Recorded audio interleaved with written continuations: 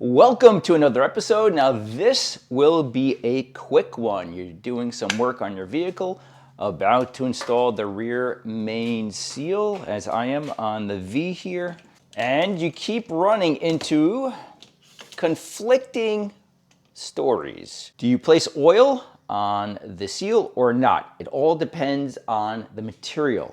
So here, I have factory, in this case, GM Performance Parts and Fel-Pro, okay?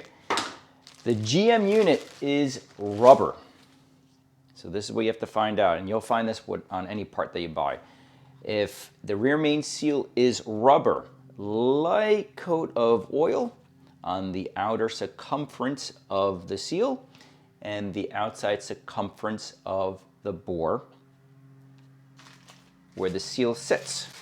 So that's rubber. By the way, any LS owners, if you want this, it's yours for free. Send me an email, carsntoys@gmail.com. It's unused. I just opened the bag for this video. It's brand new. If you want it, it's yours. I'll ship it to you. Fel-Pro. This happens to be PTFE, okay? It's not rubber. This goes in dry. Now, how do I know this? The best thing, hands down, read instructions. A lot of times I know people jump on forums and you get all this conflicting information. Here's a screenshot from a GM Cadillac repair manual specifically for this vehicle.